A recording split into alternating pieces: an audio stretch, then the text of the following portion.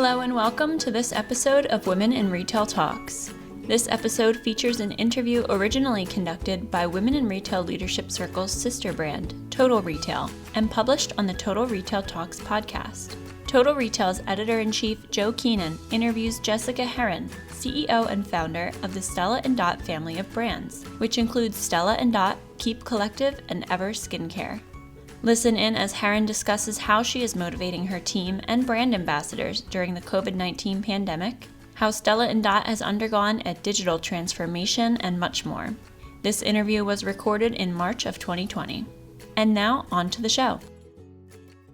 Thanks for joining me today, Jessica. Well, Joe, thank you so much for having me, and I hope you and your loved ones are safe during this crazy time. Yes, and likewise, and to all of our listeners as well. That's a great point. As I mentioned, this is a very challenging time for many industries, retail included. So let's talk a little bit about, what Stella & Dot is doing to adjust its business as we kind of exist in what is really becoming this new normal. Mm-hmm. Well, in many ways, our business is more than a jewelry business. We are a family of brands of fashion, accessories, and skincare. And even more than we think of ourselves as a company, we're a community that's mission driven, and we've always existed to help people earn flexible income. I feel at this moment never more grateful for that mission and preparation for this moment. And I'll tell you what's the same and what's radically changed. One, we were somewhat created to exist amongst chaos because I started this out of my living room with another full-time job, with a baby on the hip, and most of our ambassadors, we sell exclusively through our social retail channel where people share things they love digitally in person and earn money. And most of those people have other full or part-time jobs and a busy life. So they're already operating with distraction. Where I'm so glad is that we've innovated to be digitally advantaged, where we focused on not just doing that at in-person pop-up events, but really through an app. So in a way, I would say our sales system is what it's been. Our purpose is what it's been. But looking around at the news of the economy, with people's lifestyles totally disrupted, with shelter in place, with kids out of school, and all of a sudden people trying to work while they homeschool, while they do their seventh load of laundry, we've realized that in these extraordinary times, we need to take really extraordinary measures and make sure that we fulfill everything that we can. So we're redirecting company resources to add bonuses for our ambassadors to earn more and to help other people enroll and get started as a way to earn. As we look at the economic numbers and unemployment data, we want to be there. Mm-hmm. Yeah, that's an interesting point. And you're in a unique position, obviously, as the CEO of the brand and leader. People look to you and kind of to steady the ship and make sure they're looking for confidence from you that hopefully we're going to get through this and we'll be better off for it maybe in the end. Can you talk a little bit about what you're doing to motivate your team? You talked a little bit about that in terms of the bonuses for your ambassadors, just to kind of keep it's challenging, but to keep a positive attitude and keep your employees and staff motivated in this climate. Well, I think that's a great question. And I think that is the job of a leader. And I often think everyone is a leader, whether they want to be or not. You're influencing the people around you. You can either bring them up or drag them down. And so, we all tend to make people better, but it's hard. And first of all, I've been very vulnerable with my team.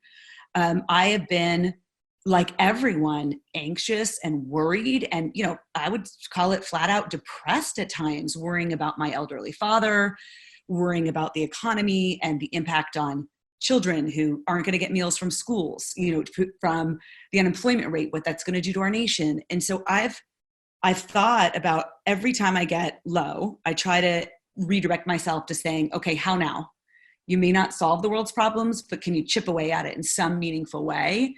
And how do you think about people instead of yourself and find how you can help and with some action? So within our company, we galvanized to create a charity boutique to benefit No Kids Hungry, to really bolster the organizations that are going to have to step up to feed kids that rely on school meals for their calories. Mm-hmm. We were able to do that very quickly. I feel very grateful for that. With our team, we've also really come full circle and embracing, this sort of crept up on all of us saying, okay, our kids are out of school, or our supply chain might be disrupted, to, oh no, we're sheltering in place, to, oh no, this is going to be a while that we're doing this. And so with that, we have been coming together as a community during these really difficult times to share tips with each other on how to work effectively from home. We, I think, are advantaged in the sense that we've always had a work culture that embraced flexibility and family first and people working remotely. So we do that well with Zoom and Slack, and we've kind of operated that way. But we're about to take that to a radical new level. We've decided we're going to take one of our offices, not our main facility, which does distribution and call center in Ohio, but our California office, and never go back to work the regular way. And we're going to go virtual with essentially a WeWork type of capability out of my home and redirect the costs into our sales field. Yeah. So bold, radical measures because it's a really extraordinary time. Yeah, as you mentioned, that's very kind of a bold step and strategic move there. Getting back to this, being a leader, and one of the key things for a leader is communication. Can you talk a little bit about your role in communicating with your customers and your employees, kind of reinforcing the commitment of Stella and Dot to them during this time of crisis, and just striking the right tone in those messaging. Obviously, that's something that brands need to get right at this time. Tell us a little bit about kind of the communication strategy and how that's working internally at Stella and Dot. Sure. Well, one, I would say I am so lucky to have an incredible team of people, both in our home office and in our sales field. And it's really our collective voices that I believe are striking the right tone and leading each other in different ways. I'll give you an example. My partner and our chief creative officer, she did a live on our public brand page where she's using her creative talents to talk to people about how to do a thoughtful meditation. Because we're not going to be hard selling people during this time, but we're going to be giving them a lot of love and using whatever knowledge or abilities that we have to try to pull us all together as a community through this with emotional strength, with financial strength. Our chairman is this just, master of happiness. He is such a calm, sweet, kind soul. He's been, whether you're religious or not, he's almost been giving almost sermon and inspiring sermons, with inside our Facebook group of our community. I have certainly given people the right tone of, listen, we will get through this. Our revenue has been radically impacted because we do have in-person events. We do have categories that people have a little bit less of a demand for while they're not going out. And I've made the commitment to the company that I will personally loan the company money. So I don't even think it's tone, it's authenticity. Mm-hmm. It's not about crafting a message. It's about being transparent and real with your customers, with your every stakeholder, whether it's an investor, a partner, a seller for us. So we've tried to share that, with people, and that can be scary because sometimes it will worry other people. But you've got to be real. Yeah, and sometimes being transparent, and sometimes you might give them information. How do you draw the line and make the balance between what you need to share, but sharing too much potentially? Well, I probably always share too much, and I'll tell you why. We're very mission driven, and I've always found I treat our ambassadors like critical business partners sitting at the table, and I don't want to treat them like they're not smart professional people that they are. I want to go in with the assumption that they can handle the information. So I tell them, yes, this might impact our supply chain. We might see things late. Yes, this might, this is going to be fine, but I don't want to assume that people can't rise to the occasion of being in the know. So, I get that there's totally a balance there, but I think I err on the side of over communication and transparency. I have seen, especially in somewhat of our industry, you'll see competitors almost twist what you say and and try to use it to their own advantage. It has no basis. It's just sort of a normal business flow. Yeah. But I still rather go to the light and like believe that we're here to educate people and help them. And so I believe sharing business insider information is part of developing that acumen. Yeah. And then you could, under that kind of strategy, you can always go back and course correct, right? Mm-hmm. Yeah. I think we've hopefully trust and have earned that trust over the last 16 years in this business, over the last 25 years of my career, that people know our heart and who we are and our ethics and our integrity, and we're consistent with that. And I think you put deposits in that bank, and then if you overshare or, because you care, there's permission there. Yeah. So one more question kind of in this crisis management theme that where we started our conversation, and we'll switch gears a little bit, but just, having, we're in the present, you're in the moment now dealing with this, unprecedented situation really. But do you have any, for our other listeners out there, maybe that are, leaders of their own brands or aspiring leaders, what advice would you have for them as, you try to help companies, get through this challenging time and kind of the right tact to take?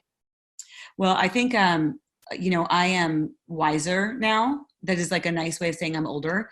And this is my first entrepreneurial rodeo. And for that, I am so grateful because I've already made every mistake you could possibly make. Second time around, and I do think in talking to other board members and talking to other companies, and being a person who, I studied economics at Stanford, it is my passion. So I look at this world right now and I've lived through different economic cycles. I've run multiple different types of businesses. And this is my advice to any business. We're living in unprecedented times. It will be more severe for you as a business than you think. And your risk is acting too slowly and too conservatively to be able to future-proof your business. So you need to be really thoughtful about the fact that you are trying to forecast the unknowables. What will happen in September? What will happen to the economy? What will happen to, with consumers? And so you've got to be able to future-proof. And so that's why we very swiftly took very radical measures to make sure that we'll have the cash, the fortitude to get through even the double bad, the worst case scenario you can even imagine, because that's the prudent, responsible thing to do. And you have to make tough decisions. So now switching gears a little bit, and I feel like we've kind of, we had to address this just because it's, top of mind for everyone right now, kind of the COVID situation and how it's impacting industry. But let's switch it a little bit up and talk a little bit about just the brands itself, and kind of your inspiration. As I mentioned, you're the founder of the company. Tell us a little bit about, why you launched Stella and Dot, and, tell us a little bit about each individual brand. Sure. So I launched Stella and Dot because I was previously an e-commerce entrepreneur. I dropped out of business school to start a weddings-based gift registry and content business very early on in the first .com boom. And while that business was commercially successful, I was super proud and happy. We were on Oprah. It was, looked good on paper. After we got a lot of media exposure, a lot of people reached out to me and said, give me your best advice. I want to start a business. What should I do? And I thought to myself, well, whatever you do, don't do what I'm doing. It only looks good on TV. It's a nightmare.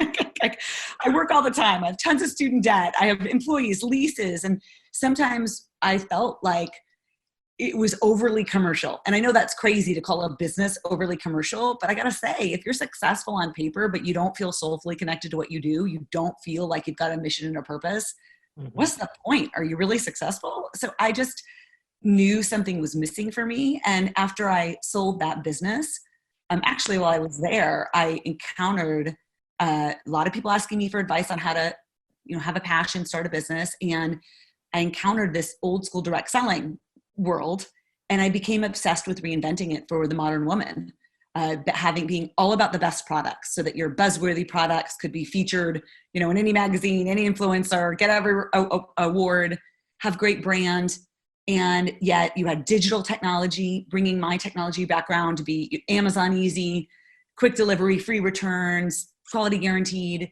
but doing it for purpose, which is helping people earn flexible income. and more than ever right now, I really think everyone will have a side gig. It's already the predominant trend of over half of millennials, over 30% of North Americans, another income stream. And I wanted that to be modern and not icky and not dated and smart, like a smart business model. So we started with accessories in a Stella brand. We expanded with clean skincare in our Lord Best Beauty winning brand ever. We expanded types of accessories with Keep Collective. And I'll tell you why I think that's better as a business model. To serve our mission and our purpose is people have choice of products to sell with one easy enrollment, and they're digitally advantaged to sell it so they can develop complementary income streams and earn money fast. So the purpose behind the brand, I want to talk a little bit about that. So obviously there's a lot of competition in the markets that you compete in, and particularly online. So, you're competing not just for wallet, but also kind of just consumers' attention. So talk a little bit about kind of the differentiators for Stella and Dot that would, want to make a consumer want to engage with the brand, the beginning of a relationship. I imagine that kind of story and the purpose of the brand is core to your messaging. Well, it actually, one of the things I wanted to change about this concept of an industry person-to-person selling is that nobody wants to go beg friends and family for a sale. That's not going to deserve the sale, the repeat, and the referral. So I think how you get consumers' attention has got to be product. It has to be better than anything else out there. It has to have a solution for a customer. So better performance in our skincare with clinical results, better style, quality, and value, unique services like engraving or versatility. So to me, you have to win on product, which is design and quality and price value. Then it's not enough in this world to just do that, because you're competing with giants that are driving down margin like an Amazon. So with that, you've also got to compete on brand, which is coming from product, and service.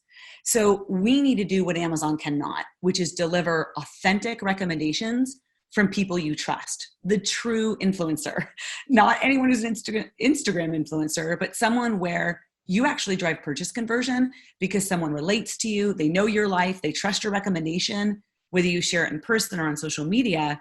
We differentiate our sales model because we bring consumers. We don't expect them just to go to our website and browse. We will have someone that they admire text them a personal recommendation and make it easy to shop and get special value added perks.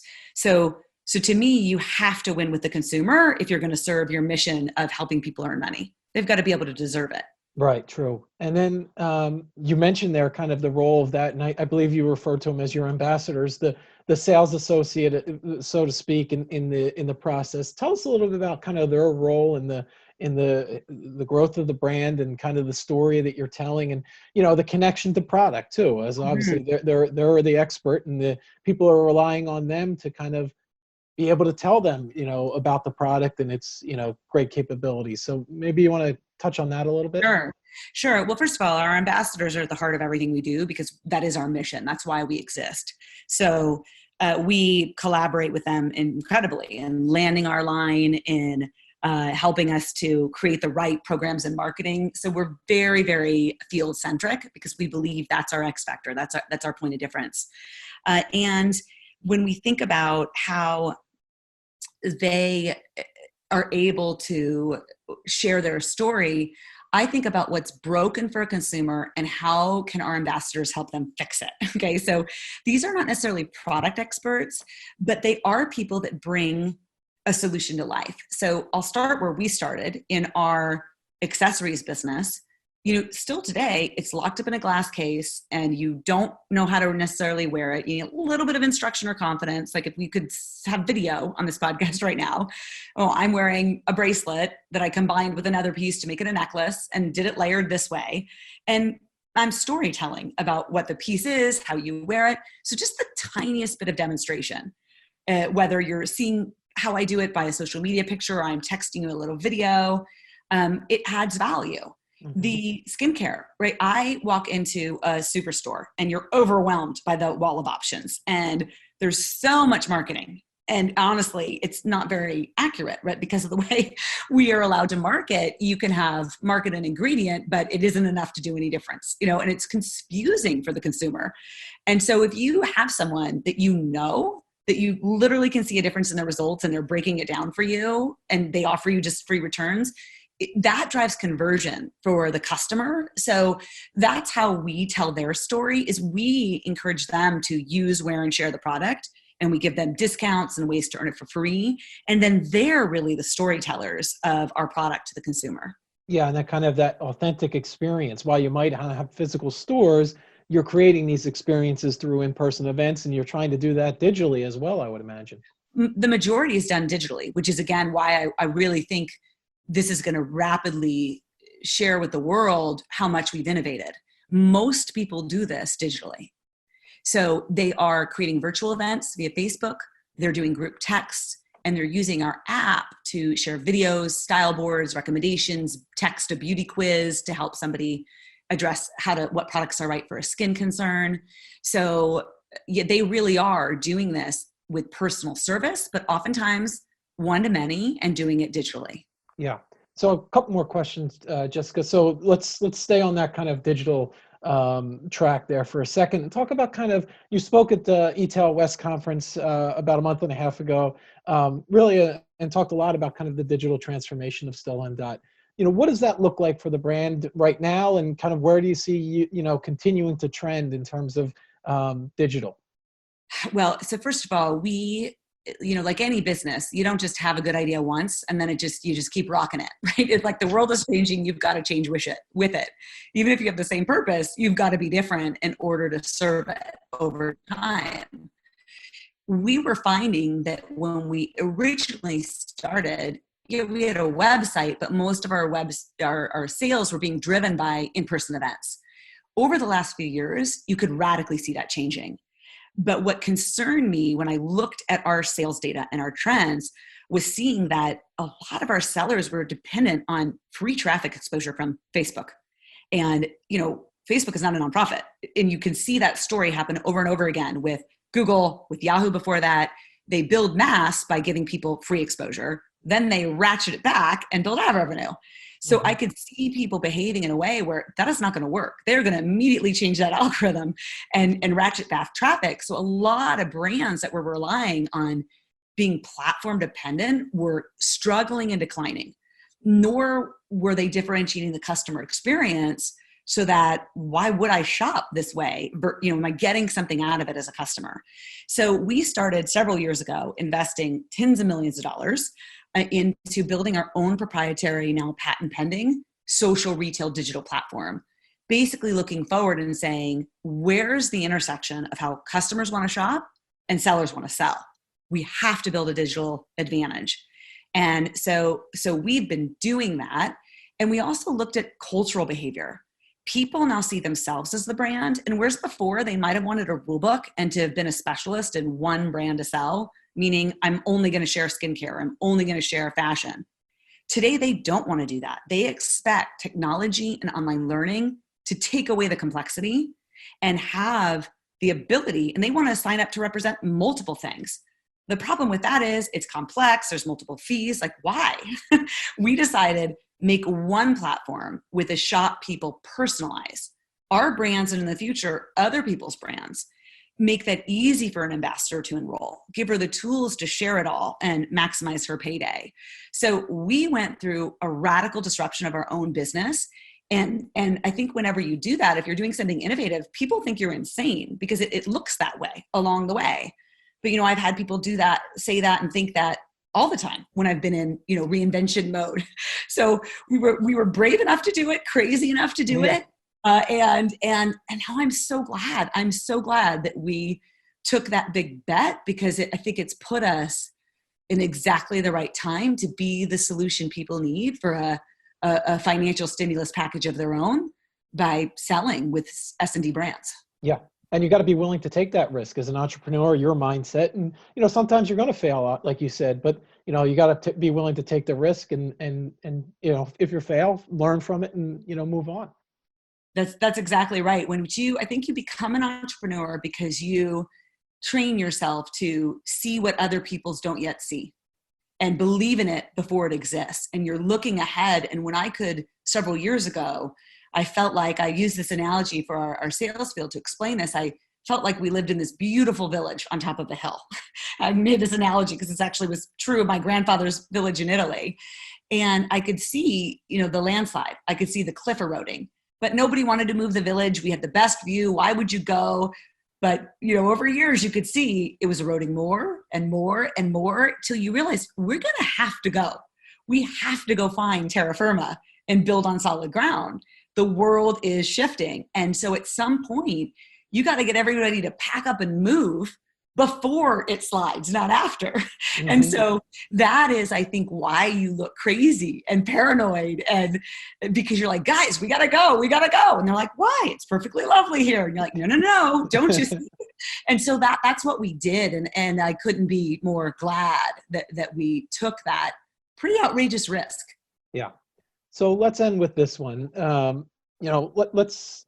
Let's say hopefully sooner rather than later, we get through this, health crisis, and we'll move on. We get through kind of the effects of coronavirus and what it's doing to industry. What are you most optimistic about? And it could be, for Stella and Dot specifically, or just commerce in general, and kind of how do you see consumers responding after we kind of pull through this time? I think the world and work will be forever changed by the world going through this global pandemic. I think that more people will have realized that I don't want to shelter in place, but all the time, but actually I don't want to commute 5 days a week and it's not necessary. So I think that the workplace will change. And then for brands, I think it'll accelerate the shifts we've already seen, meaning you either need to have tremendous scale and be all about convenience and delivery, like an Amazon or a Walmart. Or you have to be all about brand and community, like a Stella and Dot Keep Collective and Ever Skincare, where you're differentiating on unique product that you absolutely cannot get elsewhere, where you differentiate on service and community and heart. Great. Well, I want to take this opportunity to thank Jessica Herrin, the founder and CEO of Stella and Dot, for joining me today. Obviously, a terribly busy time for a lot of us, and just a unique time. So I appreciate you taking the time today, Jessica. Thank you. Well, thank you so much for having me. Great speaking with you. Thanks for listening. For more information on this podcast, please check out our podcast channel page at womeninretail.com/podcast for show notes. Women in Retail Talks is available on Apple Podcasts, Google Play, Stitcher, and Spotify. Make sure to subscribe on our podcast channel page as well. And if you've enjoyed this episode, please take a few moments to rate and review. Thanks, and until next time, this has been Women in Retail Talks.